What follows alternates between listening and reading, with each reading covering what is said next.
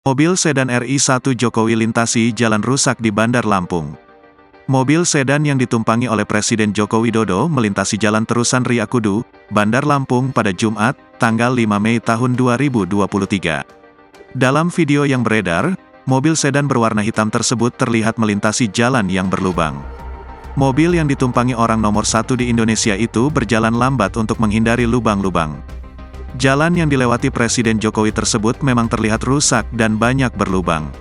Saat melintasi jalan tersebut, Presiden Jokowi disambut oleh beberapa warga sekitar yang sudah menunggunya di tepi jalan.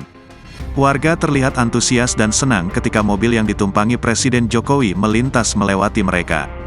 Bahkan, warga sampai teriak memanggil nama Jokowi dan mengucapkan rasa terima kasih, karena sudah berkunjung untuk meninjau infrastruktur jalan. Presiden RI, Joko Widodo mengaku kehadirannya di Lampung untuk meninjau jalan.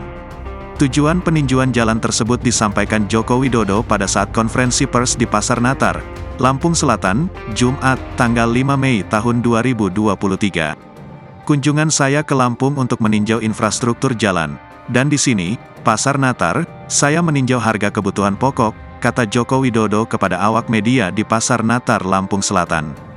Ia menambahkan, kondisi infrastruktur akan berpengaruh pada harga-harga komoditas, yang utamanya bahan pangan yang dijual di pasar ini.